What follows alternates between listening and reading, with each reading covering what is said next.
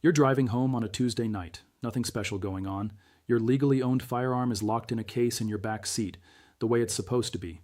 You get pulled over for a broken tail light. The officer runs your plates. Everything comes back clean.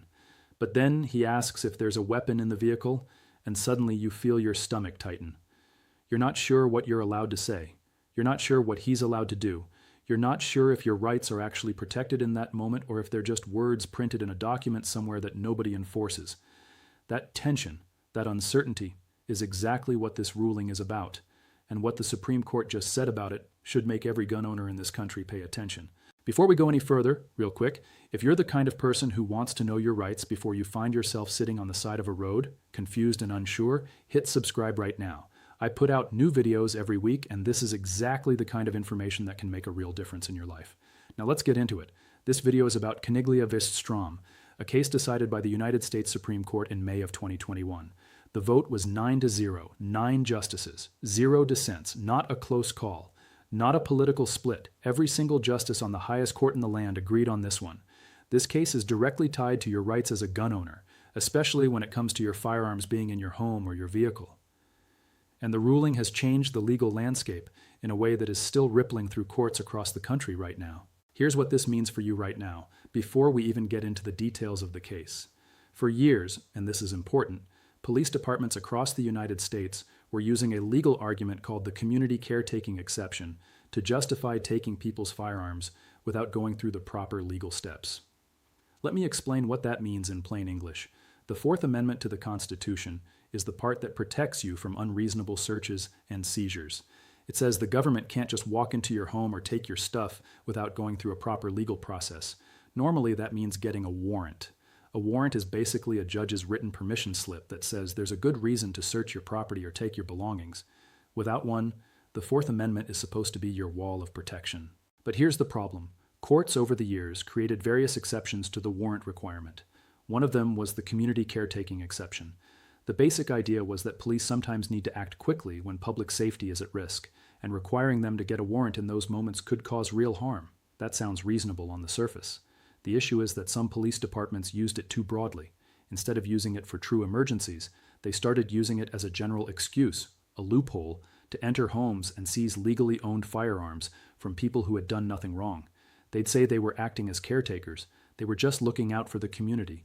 And in doing so, they were walking right past your constitutional rights like they didn't exist. Your situation today looks different because of this ruling. Before Caniglia, if an officer decided that seizing your firearms was the right call for safety reasons, a lot of courts would back him up using the community caretaking argument. You had limited legal ground to push back from. After Caniglia, that argument is gone, not weakened, gone. The Supreme Court said clearly and unanimously that the community caretaking exception does not apply to people's homes. That ruling carries enormous weight for gun owners, and it also sets up important conversations about how your rights work when your firearm is in your vehicle. The before and after here is real, and it matters for you personally right now. Here's something I want you to think about. Most gun owners who will be directly affected by this ruling will never hear about it. Not from the news, not from their gun store, not from anyone. They'll just find out the hard way when it's too late to do anything about it. If you're still watching this video right now, you're already ahead of the overwhelming majority of people in this country. Drop a comment below and tell me what state you're in. I want to know how many of you are in places where this kind of warrantless gun seizure was happening most aggressively. And while you're down there, smash that like button so more people can find this video and actually learn their rights. Now let me take you back to where all of this started, because the story behind this case is exactly the kind of story that reminds you these rulings aren't abstract. They happen to real people. Edward Caniglia was a retired man living in Cranston, Rhode Island. He was married, he owned firearms legally, he was not a criminal, not a convicted felon, not a person prohibited from owning guns. He was just a regular guy. One evening, he and his wife got into an argument. It wasn't a violent confrontation, it was a disagreement, the kind that happens in marriages. But it got heated. During the argument, Edward went and got one of his handguns and placed it on a table. He said something dramatic, something like, "Shoot me now and get it over with." His wife didn't believe he actually meant it as a real threat, but she was upset enough that she left the house and spent the night somewhere else. The next morning she called the police. She wasn't reporting a crime. She wasn't saying her husband had hurt her or threatened her in any specific way. She was worried about him and wanted someone to check on him. Police officers responded to the home and met with Edward in person. He spoke with them, he was calm, and he agreed, on his own, voluntarily, to go to a nearby hospital for a mental health evaluation. That part cannot be stressed enough. He agreed to go. He wasn't arrested. He wasn't forced. He went voluntarily to be checked out, and then he expected to come home. But while Edward was at that hospital, something happened at his house. Police officers went back to his home and told his wife they had Edward's permission to take his firearms. That was not true. Edward had given no such permission. He was in a hospital room being evaluated, and police were inside his home removing his legally owned guns without a warrant and without his actual consent. When Edward was released from the hospital and returned home, his firearms were gone. He asked the police to return them. They refused. And that refusal is what sent this case on a path straight to the United States Supreme Court.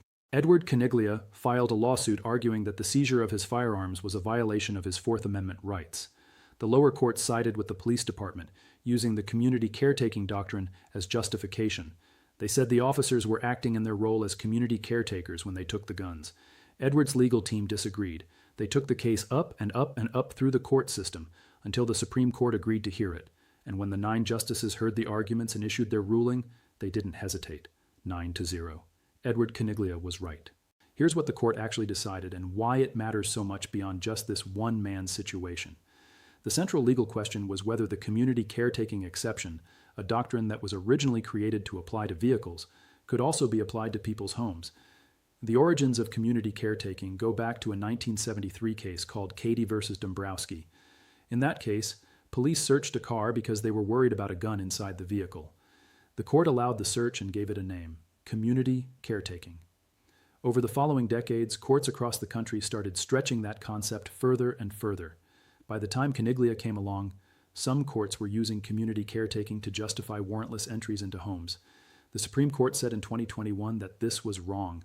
The logic that applies to an unattended vehicle on a public road simply does not transfer automatically to a person's private home. Those are two different legal environments. Justice Clarence Thomas wrote the majority opinion in this case. His reasoning was direct and straightforward. Homes have always received the strongest constitutional protection under the Fourth Amendment. This isn't a new idea.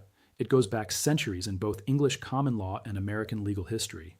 The principle is sometimes summed up as, "Your home is your castle." Thomas reinforced that principle clearly. He wrote that the home is the most protected space in constitutional law, and a doctrine designed for roadside vehicle interactions cannot just be imported into that space without serious justification. The government had no such justification here. The community caretaking exception was shut down for homes, completely and unanimously. The concurring opinions in this case are worth understanding too, because they tell you where the edges of this ruling sit. Justice Samuel Alito wrote a concurrence. That means he agreed with the result but wanted to add his own thoughts. He was careful to note that the court's ruling didn't mean police can never act without a warrant in situations involving potential danger. Other legal doctrines, like the exigent circumstances exception, still exist. That one covers situations where there's a true immediate emergency, like someone actively being harmed. Justice Brett Kavanaugh wrote separately to echo a similar point. Both of them were saying, in effect, we're closing this particular door, but we're not saying every door is closed. What this means for you is that the community caretaking excuse is gone, but police still have other tools available in genuine emergencies. The key word in this ruling is justification, and now vague safety concerns don't cut it. In just a minute, I'm going to get into something that almost every other channel covering this case completely misses. It's a critical detail about what this ruling actually protects, what it leaves open, and how your rights inside a vehicle are treated very differently than your rights inside your home. This is the part that matters most, depending on where you live and how you carry. Make sure notifications are turned on so you never miss one of these videos. Now let's keep going. Let's clear up the misconceptions, because the internet has been getting this case wrong in 3 specific ways, and if you believe any of them, you could end up making decisions that put you at real risk. The first myth is the big one. A lot of people think this ruling means police can never take your guns without a warrant, period. No exceptions, in any situation. That's not what was decided. Caniglia versus Strom eliminated one specific justification: community caretaking. It didn't eliminate the concept of warrantless action entirely. Courts have long recognized several legitimate exceptions to the warrant requirement: probable cause, hot pursuit, exigent circumstances, consent. These all still exist. What the court eliminated was the vague catch-all use of community caretaking as a safety blanket for any situation where an officer felt it was the right call. That one excuse is gone. The others are not. Understanding that distinction is what separates people who actually know their rights from people who just think they do. The second myth is one that gun owners in particular really need to hear. A lot of people have walked away from coverage of this case thinking they're now fully protected no matter what, whether they're at home or in a car. The truth is more complicated than that. The community caretaking exception originated in a vehicle context. The 1973 Cotty v. Dombrowski case was about a car. What Caniglia v. Strom said is that the exception can't be expanded to cover homes. That is different from saying the exception no longer exists at all. In a vehicle, your car, your truck, wherever your firearm is while you're driving, the legal rules are different than the rules that apply inside your home. Your home now has a solid wall against this particular argument.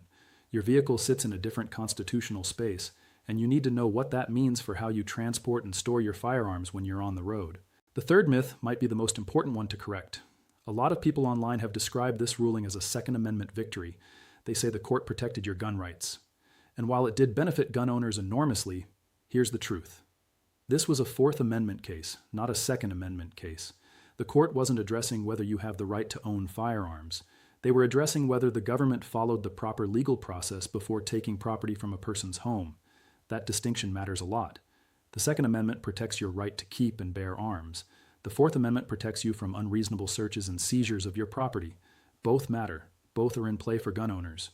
But they operate differently, and knowing which one applies in a given situation changes how you respond, what you say to an officer, and how you defend your rights if it ever comes to that. Here's what most people are missing when they talk about Caniglia versus Strom, and this is where things get really interesting for the future. This ruling didn't land in a vacuum. It landed in the middle of a national conversation about red flag laws, gun confiscation orders, and what the government is actually allowed to do when it decides someone poses a risk. Red flag laws, sometimes called extreme risk protection orders, are laws that allow a court to order the temporary seizure of a person's firearms if a judge decides there's reason to believe that person could be dangerous. These laws exist in a growing number of states, and they've been the subject of intense legal debate. Caniglia doesn't strike down red flag laws, but it does reinforce the idea that proper legal process matters, that you can't just bypass constitutional protections because it feels like the safe thing to do. Lawyers and advocates are already using the reasoning from this case in challenges to how some of these laws are being applied. There's another ruling that connects directly to this conversation, and gun owners should know it. In 2022, the Supreme Court decided New York State Rifle and Pistol Association versus Bruin. That was a 6-3 decision. It changed the entire framework courts use when evaluating gun laws. After Bruin, courts have to look at whether a gun restriction is rooted in America's historical tradition of firearm regulation. If a law can't be tied to that historical tradition, it's in legal trouble. When you combine the reasoning in Bruin with the reasoning in Caniglia, what you see is a Supreme Court that is building a body of law where the government has to justify every restriction it places on gun owners, both in terms of whether you can have a gun and in terms of how the government can take one away. That's a major shift. Watch for challenges to state gun seizure laws in the next few months that will lean on both of these decisions at the same time. The practical future of this case plays out in courtrooms that haven't even opened yet. There are gun owners right now in states across this country who had their firearms taken under arguments that Caniglia has now undercut. Some of those people are fighting to get their guns back. Some of them are suing police departments. Some of those suits are going to work their way up through the courts, and the decisions that come down will shape how these rules look in real life, not just in Supreme Court opinions. By next year, and certainly within the next few years, you're going to see lower court rulings that build on what Caniglia established. Keep your eyes on the 6th Circuit, the 9th Circuit, and the 5th Circuit. Those are the federal appeals courts where the most contested gun cases tend to land. The story that started with Edward Caniglia is far from over. Let's bring it home because there are 3 things worth repeating clearly before we close out. First, the Supreme Court ruled 9-0 that the community caretaking exception to the Fourth Amendment does not apply to people's homes. That means police cannot use the justification that they're acting as caretakers of the community to enter your home and take your firearms without proper legal authorization. That loophole has been closed permanently by the highest court in the country. 9 justices, no exceptions, no dissents, that matters. Second, your home and your vehicle are not the same legal environment. The protection that Caniglia established is strongest inside your home. When your firearm is in your car, different rules apply, and those rules vary by state. The smart move, right now, today, is to know exactly how your state requires you to transport a firearm. Know whether you need to tell an officer at a traffic stop. know whether it needs to be unloaded, locked, or stored in a specific way. That knowledge isn't paranoia. That knowledge is the difference between a smooth traffic stop and a very bad evening. Third, Edward Caniglia's story is a reminder of something that gets lost when we talk about constitutional law in abstract terms. These rights aren't just words in a document. They're protections that real people in ordinary situations need in ordinary moments. Edward wasn't a criminal. He wasn't a danger. He was a person who had a bad night, went to a hospital voluntarily, and came home to find his property had been taken from him illegally. He fought back through every level of the court system and won, 9-0. That's not just his victory, that's your victory too, because the precedent he set now protects you. It protects your home. It puts real limits on how far law enforcement can go using vague justifications. And the more you know about it, the better equipped you are to stand on that ground if you ever have to. You took the time to learn this today. Most people won't. That puts you ahead. For yourself, for your family, and honestly for the future of these rights. Subscribe if you haven't yet, turn on the bell so you don't miss any new videos, and drop a comment below telling me what you think about the Caniglia ruling and whether you believe it goes far enough to protect gun owners.